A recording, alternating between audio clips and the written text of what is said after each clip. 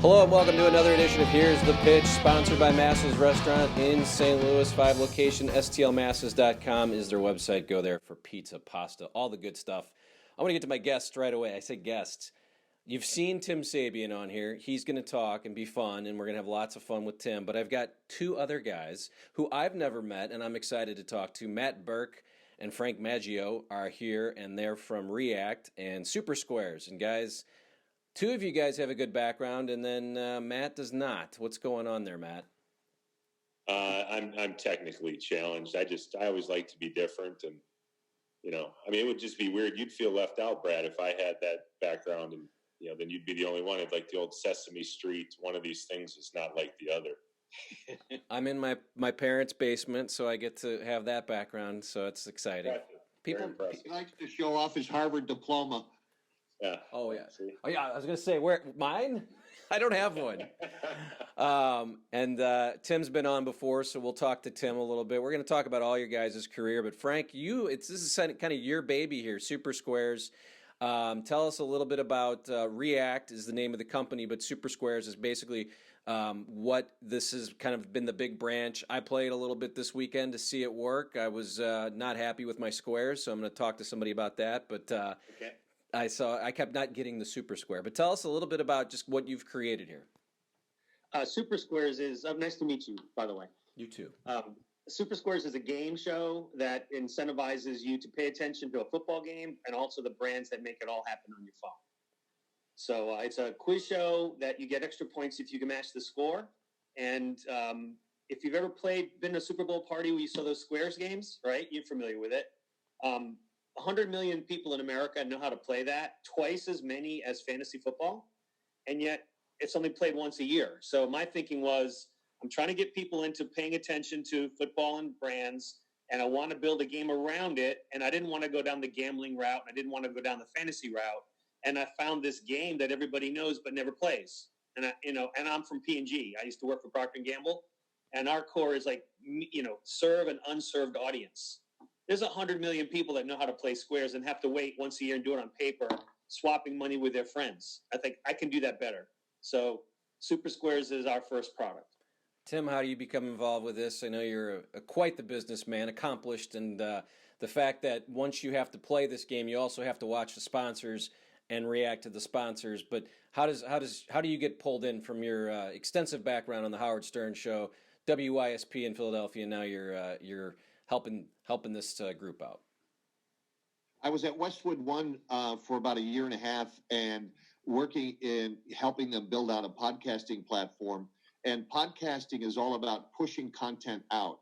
And there was no two-way conversation. There was no way to pull audience back into podcasting and create that a dialogue between the product. And when I met Frank and when he showed me his quiz engine and his product of SuperSquares and what React is all about, I spent all of this time, years and years, building content between the commercial breaks. And the better you make the content, the more expensive it is, and totally ignoring the commercial stop sets where the money is. And Frank showed me this and how to engage with commercials and how to engage more with content. And I said, I got to be a part of this because this is the next level of engagement with audio, with video. And this was like lightning, hitting me. It was just one of those moments that I had to be a part of this. And I see the power of what this is, and Frank sees the future. And I says, I got to be a part of this future. And then you needed a commissioner, so you go and find Harvard alum and Super Bowl champion Matt Birk. And Matt, I'm excited to talk to you because I wanted to ask you first, what was it like in 1999/2000 with the Vikings? Tell me about watching the greatest show on turf. You guys played against them in one of my favorite football games I've ever been to, but the Vikings did not come out victorious. I don't think you played in that game, but a 49-37 win for the Rams, and they were off to the Super Bowl. That's my first question. Sorry. You were at that game? I went to every game from 95 to 2011. I was a Rams season ticket holder from 99 to 2011. I was a media member and kind of did both. And when Stan Kroenke started saying he couldn't answer if he was going to keep the team in St. Louis, I stopped going. Now I can't really watch the NFL, but I was curious about that game in general. Did you realize you were seeing something special from where you were and your team? Seriously, because I think that when we as a Rams fan, as a football fan, as a sports fan, I always say this: when your team gets a nickname, the greatest show on turf. I mean, that is something. There's not, you have the purple people eaters, the steel curtain, but the greatest show on turf's a pretty cool nickname. What was it like for you watching that team? Well, so it's interesting because the year before that, in 1998, we didn't have a nickname, but we ended up being the highest scoring offense in the history of the NFL. Were you 15-1, right? Was that a 15-1 team too? We were 15-1, and so didn't make the Super Bowl. Pretty disappointed. Thought we'd come back the next year, just that much more determined to finish the job, and ran into this buzzsaw, the greatest show on turf in St. Louis, and it was all of a sudden. I think St. Louis the year before that was like 4-12, and now you're going to the Super Bowl, and so it was a little bit like us. It's just kind of one year you just took this massive jump, and it was obviously that was a great team. It was kind of a bitter pill to swallow because that was us the year before. I do remember we were in that game. We had it pretty close, but it was just too much firepower.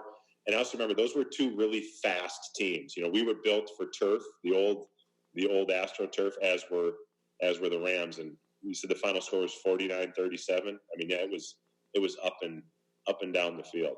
Yeah, and there's two things I remember about. I can talk about this season all the time because it was one of my favorite things. Yeah. Sorry about this, but I will tell you one thing that happened. It was funny to me. My dad was kind of in his mid-40s at that point. I was in my early 20s, and he was so mad. He's like, well, if they play like that, they're not going to go anywhere. And I'm like, Dad, just enjoy this, I think the score was like 49-21 at one point, and the Vikings had 3 touchdowns late. Anyway, so I told him to enjoy it. He didn't enjoy it. Then they went to the NFC Championship, and they only won 11-6. He said, see, I told you, don't. And then they won the Super Bowl, and he's like, well, they almost lost it. I said, are you ever going to be happy about this? It was his only Super Bowl he got to see. But tell me, so then how do you hook up with Tim and Frank here to become the commissioner? I guess it was the IQ, and it wasn't from that 99-2000 NFC divisional game. Sorry again, but I'll stop bringing it up. But I did want to get it from someone who's the Rams fans that enjoy hearing that. But tell us how you became involved with Tim and Frank. I tip my hat to the St. Louis Rams, especially the team in 1999. Tim Sabean's a long family friend, and obviously my background's in sports. Played in the NFL for 15 years, then worked in the NFL league office for 2 years. So understand sports, I think. Understand the business of sports a little bit, and hey, I'm just a fan too, right? I mean, I started as a fan. I'm still a football fan and a huge sports fan in general. I'm also a consumer, and I know that advertising doesn't really work that well. I've never been excited to watch a commercial or an ad, and so when Tim called me up and said, "Hey, I want you to take a look at this," and talk to Frank and Tim a few times about it, and started to see it and started to experience it. It's just like, I mean, you don't need to be a genius. You don't need to go to Harvard to realize that this is a better mousetrap. This is something that, I mean, ever since the invention of the remote control, people have had a very easy way to avoid ads, right? And now it's easier than ever with phones in our hands and DVRs and streaming and all that stuff. So I thought, wow, this actually makes it fun to watch commercials. And then my real aha moment as I started digging in was we did a beta game, and one of the commercials that I saw in the SuperSquares game, a couple weeks later, I saw it on TV. And right when it came on, I said, oh, I know this commercial. It was a Ford commercial, and I knew that the point of the commercial was that Ford employs more hourly workers than any company in America. That's what Ford wants the consumer to remember. And I remembered it because it was served to me while playing SuperSquares. And it was like, oh my gosh. And I'd probably seen 100 Chevy ads during that time as well. I couldn't tell you one thing about any of them. I can't even remember them.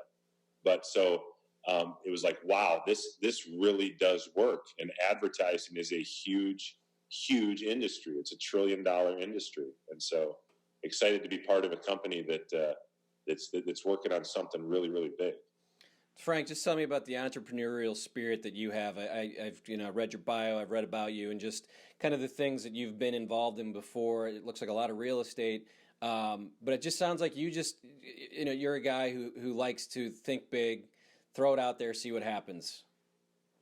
Yeah, I don't know if did you see the story how I call it my first liquidity event? I did not.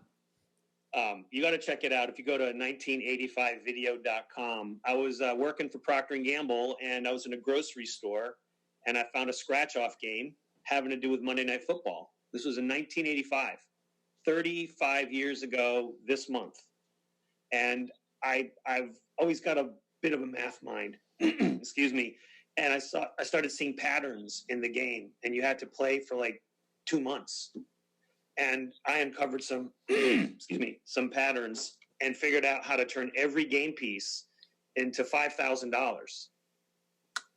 And I collected 4,000 of them. Were you in McMillions? Is this part of that McMillions scam I just watched a 6-part series on? Now, this was pre-McMillions, and this was all legal. And I turned in $20 million worth of game tickets. And the company that was sponsoring it was actually a competitor of Procter & Gamble's, a company called Beatrice Foods. And they canceled the game nationally. And I was stuck there holding $20 million worth of tickets. And I was a young guy at Procter. I was 23 years old. And a law firm saw the case and took it on contingency, a very prominent law firm. And 2 years later, it settled on confidential terms. So there were a lot of skeptics, including my parents. There's no way this is going to happen. And it's like, no, I'll prove it to you. And I won. And I retired at the age of 25. But I'll share with you what drives me is I hate bullies. I was valedictorian in my high school, but I was shorter than most kids at the time, and I got bullied a lot, and I never put up with it. I went up against this company called Beatrice, one of the largest. They didn't pay. I hate bullies. And so that drives me. Matt said something yesterday. He said, truth is like a lion. All you got to do is let it out, right? You don't have to defend a lion. Just let it out. So when you know you're right, and you have a good idea, the truth and a good idea together, to me, is what powers the world. So I retired, and I got this idea about advertising because I was excited to play this game about brands. And I thought, brands and advertising is not working, but what can I do to adrenalize that experience? And the answer is to win. So my idea, and I've patented this, and I've filed over 30 patents, my idea is be disruptive, be virtuous, give people what they want, and let them taste the feeling of winning. Because there's not much, and Matt Birk's a perfect example of it. You're an example of it.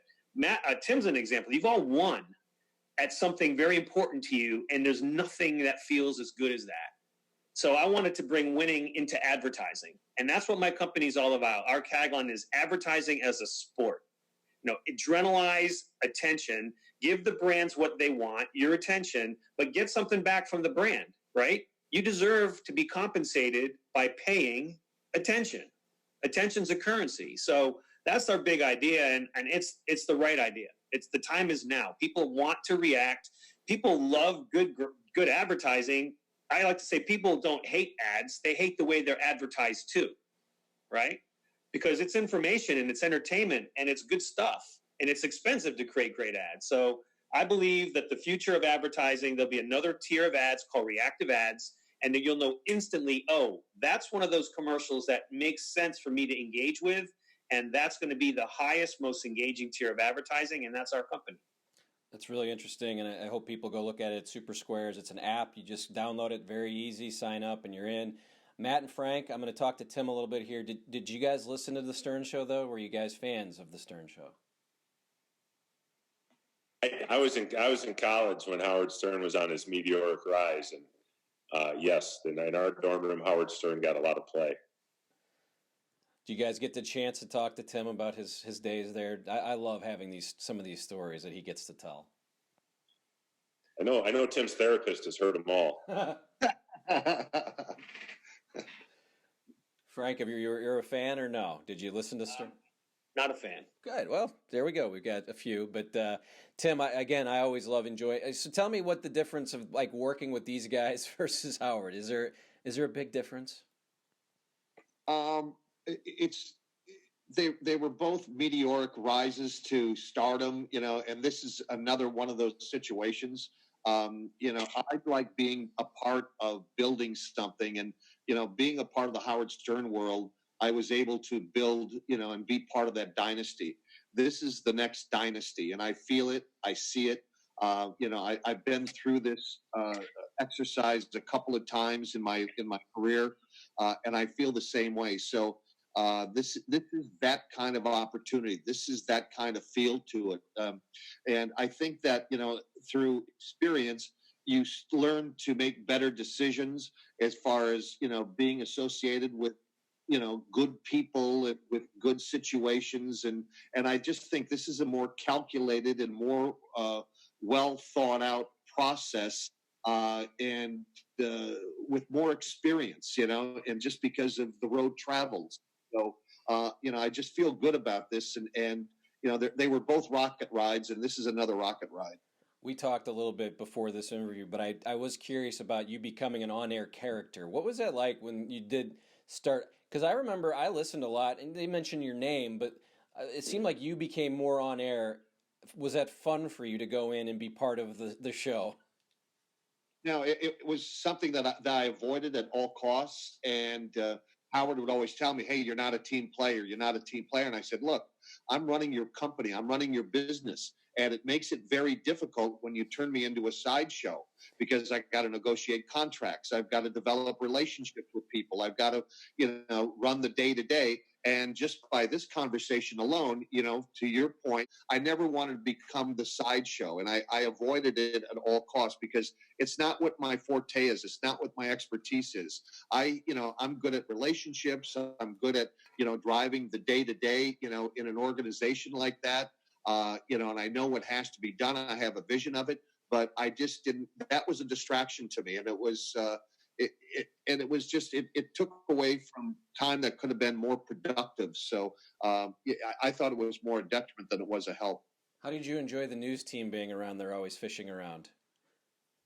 Well, we created it. So we created that monster, and it was content. We were just a content, machine, 24/7, 365, and it was all part of the game. But then they start reporting on people like you. Like, don't you go, "I created this monster. What the hell was I thinking?"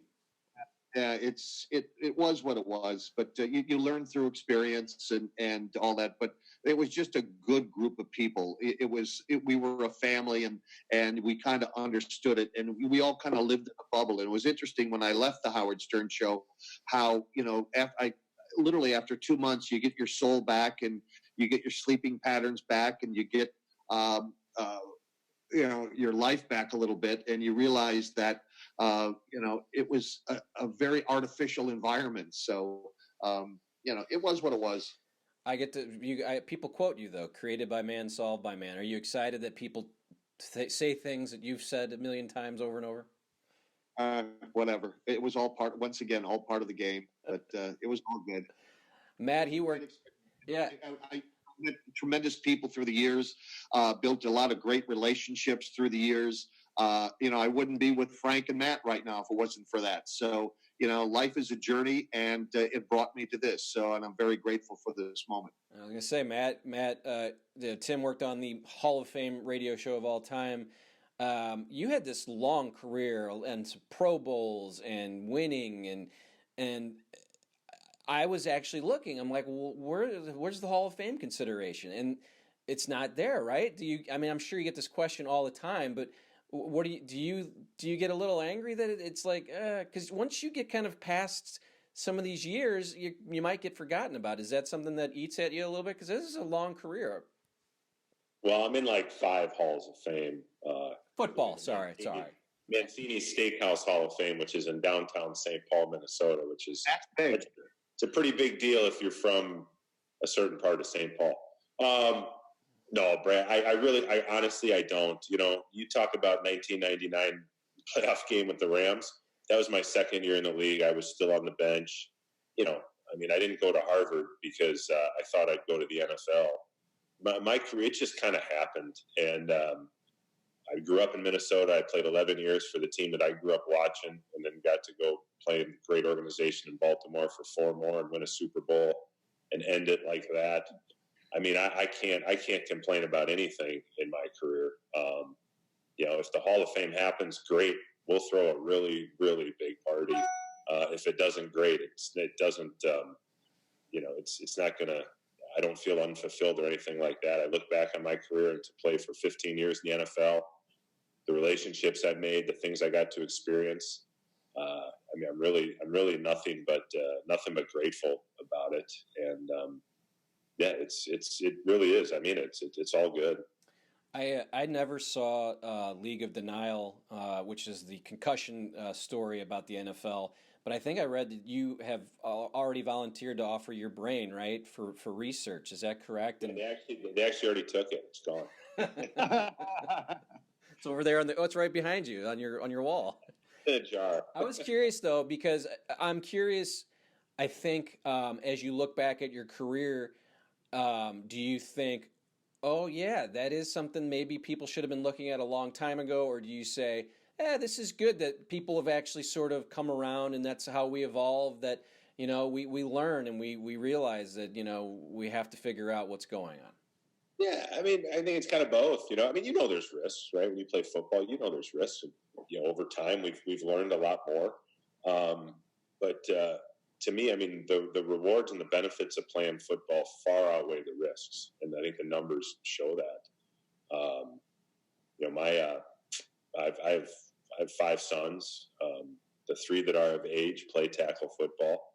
I love it. I think it's really, if kids want to play football, I think they should be encouraged to. It's very important. You can learn a ton by playing the game. That's why I think football is important. We're not saying that the goal is not to play in the NFL, but the things that you learn about yourself and about life on the football field, I don't think they can be taught anywhere else. And I think in today's society, where so many young men don't have a father in the house, where our kids are, they're digital creatures, it's good for them to go out there and get roughed up a little bit. So I'm a big fan of football. But yeah, that being said, you certainly want to make it as safe as possible for young people. And so, the whole brain thing, people, that grabbed some headlines because I was the first current player to do that. One of my former college teammates started that initiative at Boston University, and he reached out to me to see if I'd sign the paper to give him my brain. And I said, well, sure. I mean, I'm an organ donor. The brain it's the same thing. When I'm dead, I won't need it anymore. So if it can somehow help, that's great. And, a lot of the headlines, and there's movies about it, making football seem like, gosh, if you play football, it's like you're playing Russian roulette with your life. You're not, but there are risks, but that's life as well. And like I said, I'm a big fan of football and support kids doing it, but certainly in the safest way possible.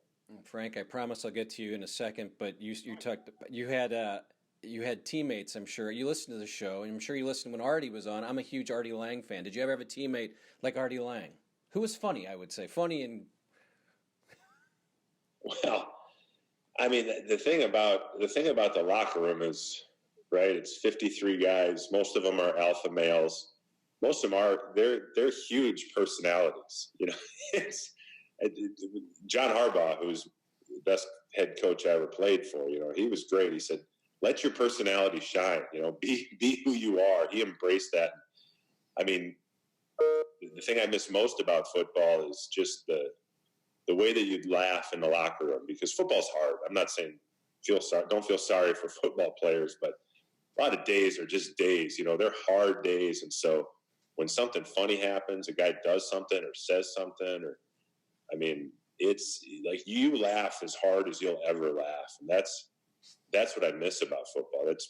I don't miss anything else. People ask me, do I miss playing? No, playing is really, really hard. You put your body through a lot, but I miss the locker room and I miss laughing like that. And but the guys are great, and you get guys from all over on the spectrum. You got white guys, black guys, brown guys, Christian guys, atheists, whatever, north, south, everything. And we never once had any sensitivity training or anything like that. It was it was never an issue. There's this common respect that everybody is given, and everybody gives freely. But boy, oh boy, I mean, yeah, the laughs that we had, the things that happened over the years, those are special memories. Tim, you had a locker room of yourself there at the Stern Show, and everybody that comes on and we talk about had that sense. There was a family, and that's what they talk about. And even when I talk to anybody that's come on from that show, it reminds me of where I used to work, where you would look forward to driving in, and if someone wasn't coming in, you'd be like, "Oh shit, why is Tim not coming in today?" Tell me, not you, Tim, but my buddy Tim. Just tell me a little bit about just that camaraderie that was built there with amongst Howard TV and the news team. And there was some, the radio team. There was 3 different little kind of divisions, but it seemed like everybody kind of got along. It was an amazing time, and it was a family, because I remember everybody would be in the office at 5 o'clock in the morning at the latest, and we would be there till 5, 6, 7 o'clock at night. And there were special times, like I remember going in and spending time with Sal and Richard, and just joking around, or Shuley, or Jason and Will, and just the producers, and just, it was just long days, but meaningful times together. And everybody, would have their time in the barrel, whatever, for whatever reason. And everybody kind of joined together and helped each other and pulled each other up. And it was a family, it was a team. And it was a really incredible experience to work with people that had, the same interest and the same commitment to excellence. And everybody wasn't on their game every single day, but the ones that weren't, you'd pull them along, you'd support them, you'd give them a hand up, you'd inspire them to greatness. And that's why the show was as great as it was, with all of its faults and so forth. But it was just a tremendous group of people that came together at a unique moment in time and created what was created was that show. So, very blessed to experience the people, the day-to-day, and the success that we had. So, it was interesting. And I mentioned to Matt Artie, because that's what really got me into the show, was Artie being part of it. And I think we talked about it last time, but I'm just curious, like, how much you had to deal with him. Like, was it more Howard coming to you and saying, deal with him? Because there was a lot of issues there in the last 3 or 4 years he was there. How often did you have to kind of personally go to him and say, listen, man, let's get this together. What can we do to help? How many times did that come up for you? Every day. I mean, Howard and I would meet with him on occasion, but I had to deal with it. And because we were a family and so close, that we felt the bumps in the road. And I didn't understand what he was going through until, we got really into it. And it was heartbreaking. I mean, it was really heartbreaking to see one of your fellow comrades and, friend and a guy with such a big heart and soul as Artie had, to watch somebody to go through that.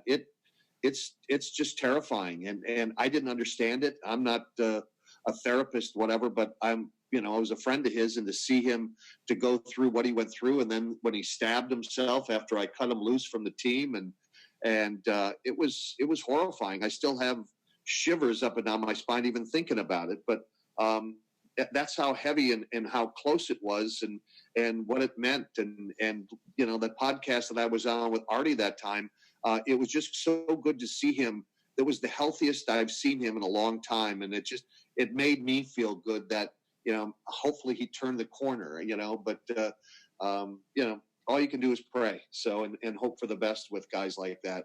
Yeah. And I don't want to go on, but I have a question about just what was that day like where you did have to tell him? Like, how did that happen? Can you kind of take me through? I know he was on the show, and the next day, it was a Thursday, he wasn't, so it was clearly that day, right? Just give me how that happened, like, just the details, because it's interesting, I think, to everyone to hear, someone you've heard every day and made you laugh and you're hoping is good, now he's not there. I talked to him after the show, and I walked him out of the building, and I just, gave him a hug and asked him to get help. And he did go to rehab for, I think, 24 hours. And then he got out of rehab and he went home and stabbed himself 7 times. And I remember sitting next in the hospital bed with his mom and his sister and Robin. And Artie was just coming out of whatever he was coming off of, and he looked at me like, and I'll never forget that look. It was so chilling. It was like, if he could get out of that bed, he would strangle me. That's how I just, and he couldn't talk. He felt pathetic. I could see, just the pain in him. And it was a very heavy moment. And I just, I'd rather not think about it. No. Okay, I'm not going to continue. Or have you talked to him though? Have you heard from him since the last time we talked? Is it? No, I reach out to his manager every once in a while to see how he's doing, but he's kind of laying low. Yeah, no, hope, and again, I hope he's doing well, and I'm just a huge fan of his. Frank, let's lighten the mood a little bit here. You have a lot of waterfront sales in Florida, correct? I'm interested. I was. Damn it. I was pretty big. As I went into two worlds. I went into advertising and marketing and technology, but I also went into real estate, and I was really good at seeing things that other people didn't see. In Florida, where we live in Tampa Bay, everything's developed. So if you to do anything new, you have to buy a bunch of junk, tear it down, and build something new, I love doing that, right? So I got good at that until 2008 when Florida got crushed and I got crushed. And I had to play nice with the banks for about 5 years. And I had a TV network launched with Bright House. I owned Nielsen's only competitor. I owned a company called Aaron Media, and we were battling Nielsen and winning. And then I had to put all my toys away. And for 5 years, I had to play nice with the banks and had some great property that I had redeveloped. And they took all that stuff. And I thought, life was down. It was a tough time. But you know what happened? I was investing a lot into this advertising technology through remote controls. What happened, and I'm going to tell you, and I'm just going to share this with you, having you on this phone, on this call, and Matt, I'm just sitting back listening to Tim and Matt, and I think how blessed I am to be around just totally awesome people. But, it's the hardship. It's the, Matt having to lift weights and work out and get the crap beat out of him every day for 15 years. Or Tim having to have these great experiences, but yet suffering through what he went through with Artie. I went through my trials and tribulations where I was way, way, way, way up. And then for 5 years, I lost almost everything. But we're all so much better now because we went through those things, and they might have felt good at the time. But there's, the sting of the scorpion. But if you survive that, you can basically just be a much better person, and you can win. So, that's where I feel I am right now. I'm just blessed to be with this great team. Well, and I just do everything right through the middle. So I don't have these highs or ups or downs. So I just, even Steven is the way I go. By the way, I study game theory, right? Roller coaster, the best roller coaster, you have to go way, way up, and then you go way, way down. And living like this, as long as you're aware that you're living like this, you can observe, and you're a great observer. I like the way you extract things from people. You've got a good nose for what's cool. So I like watching your stuff, by the way. I appreciate that. And if you ever need anything from me, I'm around and I'm available. I can tell you that. But we need your followers to download the app and to play SuperSquares this coming Thursday night. Here comes a pitch. So go to the App Store and download the app and engage and win big. Brad, I want to tell you something. So, no, wait, let's let Tim tell me. No, I'm kidding. No, I want to go there. So what's happened, Tim, so the reason Tim's here is I looked at Tim and we connect on a personal level, but Tim's got a nose for, I call them cultural phenomenons. Howard Stern was a cultural phenomenon. We're creating a cultural phenomenon. And not many people said, today I'm going to create a cultural phenomenon. That's what we're doing, right? So Tim comes on board and understand SuperSquares is a Trojan horse. It's not what we're really about. We're really about teaching people how to react and engage with ads wherever they are. We're going to, in 2 years, 3 years, you're going to pick up a can of Coke, you're going to have the React app, and you're going to scan it, and something's going to happen. You're going to engage with that can of Coke. You're going to pay attention to the brand. You're going to win something, right? We want to get to that world. So here comes Tim, and he starts connecting me with people, and he says, Frank, you need to launch a Twitch channel. You just need to launch a Twitch channel because there's content there. So we have this content on SuperSquares.tv, which is on Twitch. And we bring in this young guy named Jonathan Blevins, brought to us by Matt.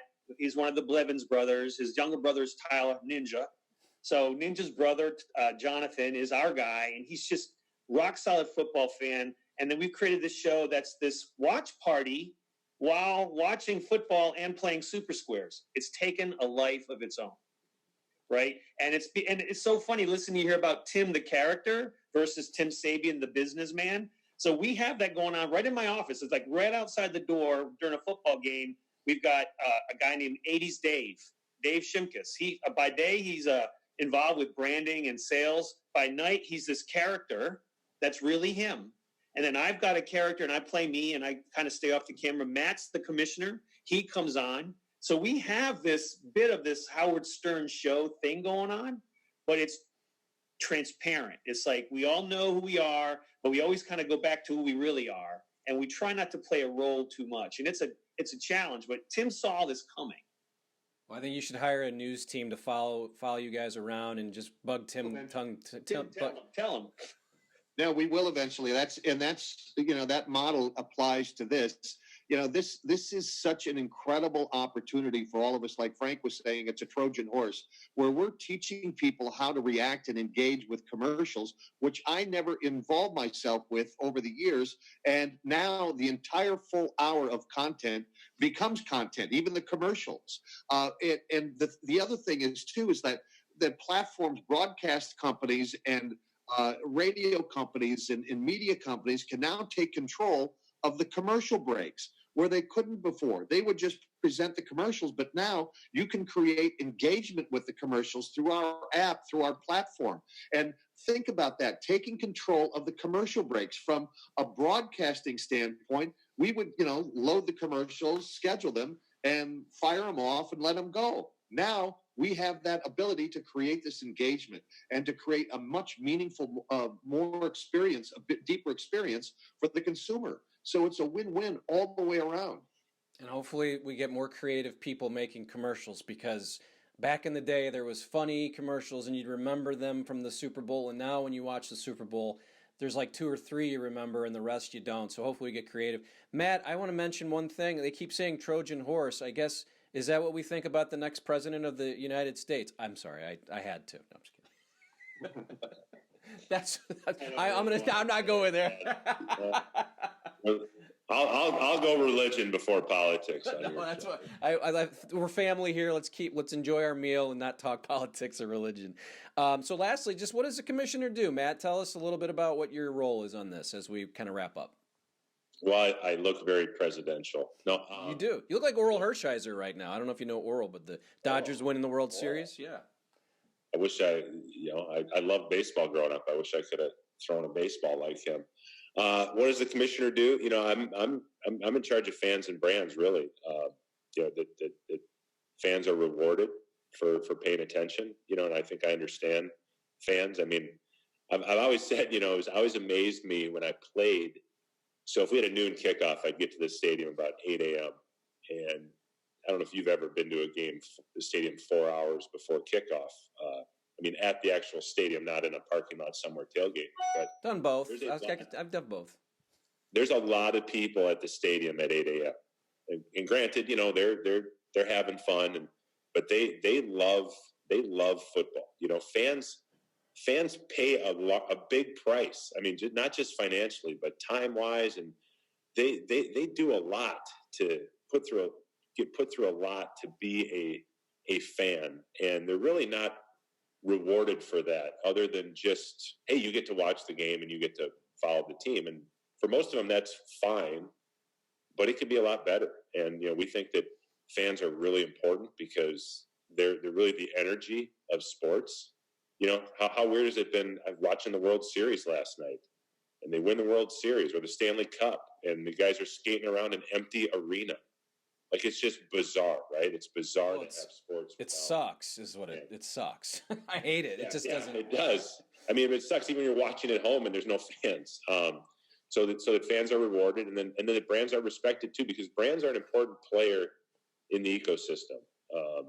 they enable a lot of free sports viewing for fans. And, you know, listen, I mean, when I grew up, we didn't have cable. We didn't have anything, you know.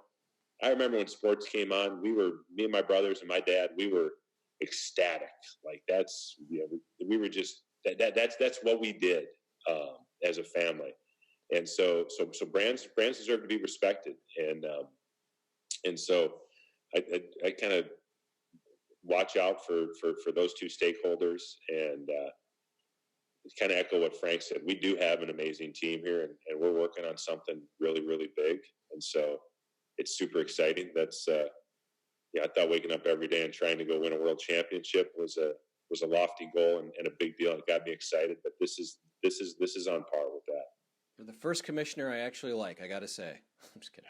Hey, Roger Goodell's a good guy. He's a good guy. I'll I just got to do it. I mean, if I was in the stadium, I would do it. But Manfred got booed last night, and he was like, "What?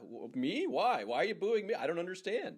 I think that was funny. It's become a thing now that, you know, you boo the commissioner, but because we actually reward fans and they can win crazy cash and prizes playing SuperSquares, I don't think I'll ever. I think I'll be the beloved commissioner. You can get Roger to bring a team back here, Chargers, whatever team wants to come back. We had a dome. We just didn't feel like we were done well here, Matt. We feel a little jilted by the NFL a couple times. You have been. That's I can't dispute that. 60,000 people going to that crappy team, and anyway, I don't need to get to that. Just scrape together about 3-4 billion. Brad, build a stadium. We'll get you a team. Frank, you want to go in? Me and you? We're in, man. Let's do it. I don't know if you want Matt to have the final word, but Tim, Frank, final word before we go. Anybody have one thing we've talked about? SuperSquares, everything we wanted to get. I had a whole list of things. Anything you guys want to add? Brad, I just want you to download the app and feel the adrenaline of being back in the game with SuperSquares this coming Thursday night and this coming weekend, because we do put the fans back in the game. You'll pay more attention to the game. You'll feel the adrenaline rush. You'll be rewarded for your attention. So make sure you go to the App Store and download SuperSquares Game Show Live. I will only do it if you say, created by man, we can solve it by man. Go ahead. It's created by man. It's solved by man. That's I wanted to hear that. I thank these guys. It was a fun chat today, and I really appreciate everybody taking some time this morning to talk to me. That's Here's the Pitch, brought to you by Masses Restaurants in St. Louis, 5 locations. STLmasses.com is their website. Go there, look at the directions, the menus, all that good stuff. And download SuperSquares right now. Thank you for watching. We'll see you next time.